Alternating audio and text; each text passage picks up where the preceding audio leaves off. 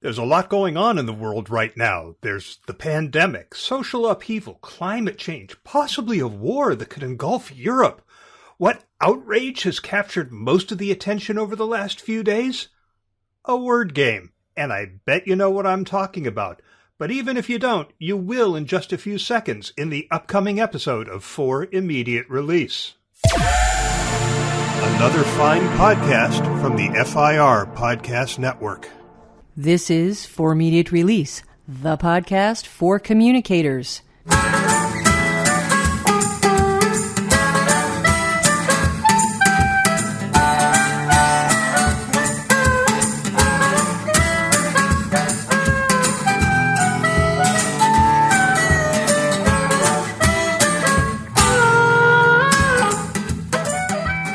Hi, everybody, and welcome to episode number 229 of For Immediate Release. This is Shel Holtz. And this is Neville Hobson. Today, we've got a very topical contemporary issue to talk about. You can't have missed knowing about this even if you don't actually play it.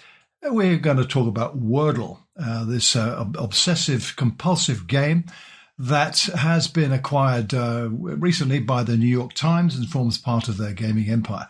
But it has provoked a furore online of passionate views about this. So what are people talking about?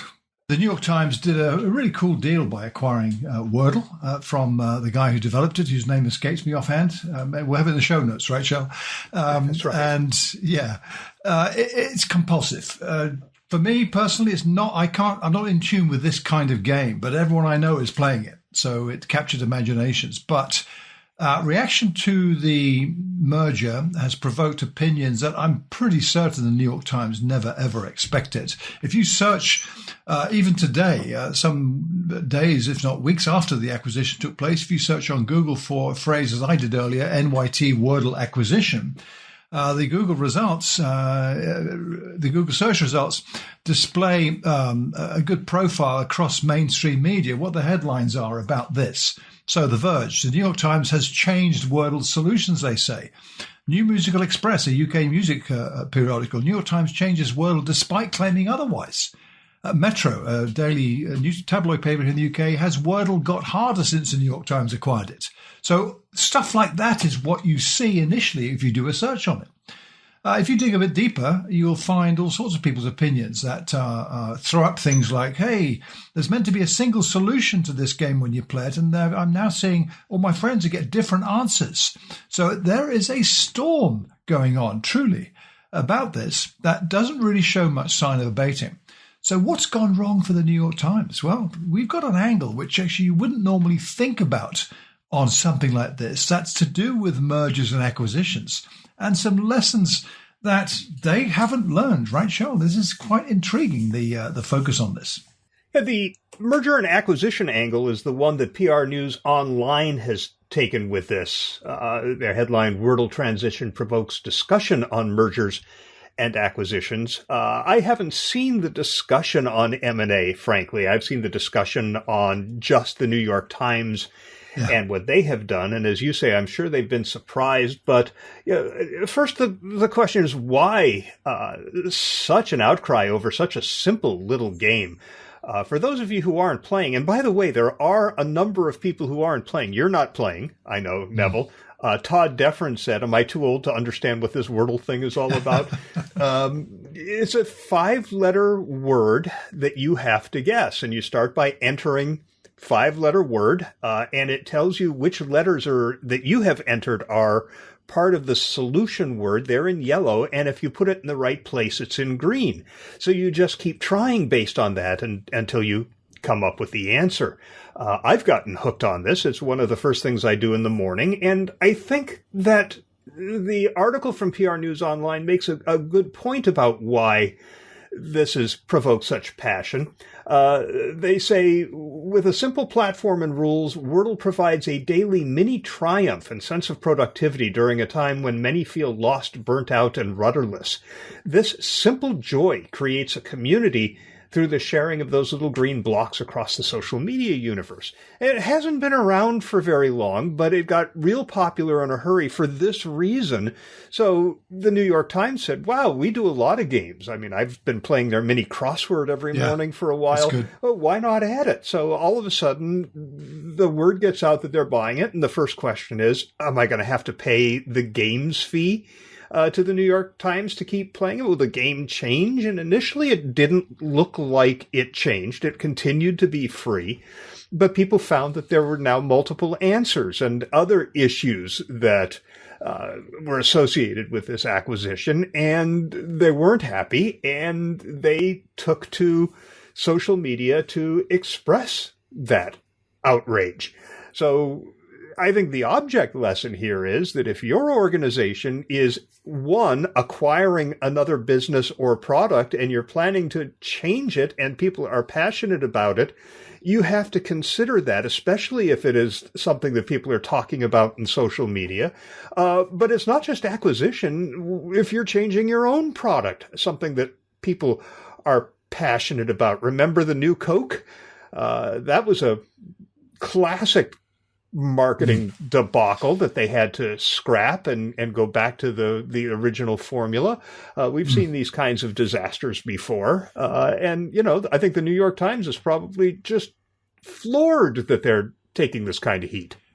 I'm sure that clearly has to be. I can't imagine it would be otherwise. I mean, we don't know what their goals were. It's not been disclosed, but we can make some, I think, educated guesses. It's a popular game. You mentioned the games they currently run. There's one I play occasionally. I subscribe to the New York Times. It's a really good newspaper. There's one that I play occasionally, and I've forgotten what it's called even, but it's one where you've got a kind of an array of letters to make up words. Oh, the spelling bee. Yeah, I do that too. Spelling bee, that's the one. I love that. So that kind of game appeals to me, and it it enables me to do it quite well because I can quickly spot patterns in words presented that way. So you think, okay, fine, it's a companion to those games. Naturally, the question is, will I have to pay for it? It's still free for the time being. But there's some interesting comments that were surfaced in the PR News Online article. The writer of that was Nicole Schumann, senior editor. Nice work she did with this article, I thought. She quotes Professor Lawrence Parnell, who's the program director of strategic PR at George Washington University, where he talks about how companies often overpromise about the results of an M&A. And I don't think NYT's overpromise. They haven't actually promised it well, whatever they have promised. But he says it's usually a communication problem, internal and external, that causes mergers not to succeed. He goes on to say that the New York Times, as the acquiring company, also should take 60 to 90 days before implementing noticeable changes. Implement changes gradually and transparently, he says. And part of the reason for that is that in the acquisition, you've also got the universe of users. And some of the super fans, people who are passionate about this, are very articulate, and they will tell you what they think, along with the whole world via Twitter and other social networks. And that's exactly what's been happening. So it's kind of gone in waves, all of this. The latest was, according to the PR News Online story, an ABC News reporter received notice that the newspaper was removing obscure and offensive words from Wordle. He commented that he and his wife were doing it, and they got different answers. And normally you wouldn't have that. It'd be the same answer. So that caused discrepancies in answers. That provoked a huge wave of comments directed at the New York Times. I doubt they were expecting all that show.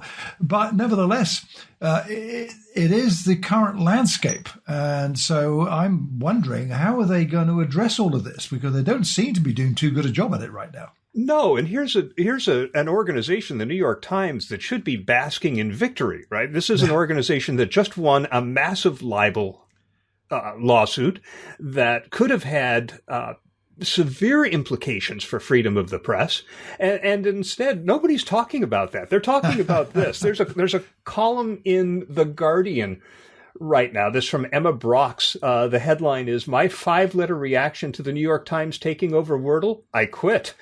And I just want to read you part of the lead to this article. It says, There's something very satisfying about going in the space of a few months from neophyte to expert to outraged dissenter, and I'm enjoying the journey alongside thousands of others. I'm talking about Wordle, obviously, the 5 stages of which, after its invention in October last year, might usefully be delineated as indifference, confusion, enjoyment, obsession, and resolution to cancel the New York Times. Right? And that's where we're at with this. Now, there's one other dimension to this that I think is worth mentioning, is that if people are dissatisfied with Wordle on the New York Times, there are alternatives, because obviously this was something that was very easy to cobble together. I think its simplicity is part of its appeal.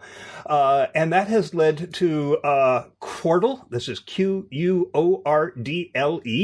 which is Wordle, but there are 4 of them that are interconnected that you have to do at the same time. There's Lordle of the Rings, which is basically Wordle, but all the words are ones that you will find in the Lord of the Rings books. Yeah. There's another one called Wordle that I was directed to by Scott Monty, and this one shows you the outline of a country, and you have 5 lines to figure out which country it is. There are places that you can go that are not the New York Times if you like this concept, but you don't like what the Times has done with it. That leads to a lot of problems for the New York Times, which is trying to establish itself as the place for these kinds of games. There's another one I came across, the name of which I honestly don't remember right now, but it's a Wordle that you can only use rude words. I thought imagination run we wild. We will have here. Links to all of these in the show notes. We will. But final comment I thought from PR News Online's piece from they quote Dan Levitan, who's the managing director of a company called Berlin Rosen. He says the Times may have some explaining to do.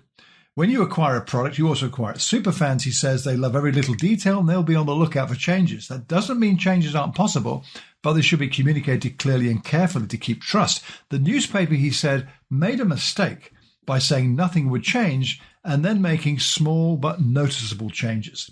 Big no-no. Yeah, and I think that this is, as I say, an object lesson for more substantive merger and acquisition activity. Imagine changing the formula on people's favorite breakfast cereal if you acquired the company that made that. You'd be dealing with the same kind of thing, although I don't know how much social media conversation there is. But especially if you had said there are no changes going to be made, and then you did. That's the point. But I think, what distinguishes Wordle from, say, the breakfast cereal example is that people talked about Wordle every day online. They share those little results because that's one of the things that was baked into it, right? Share your results.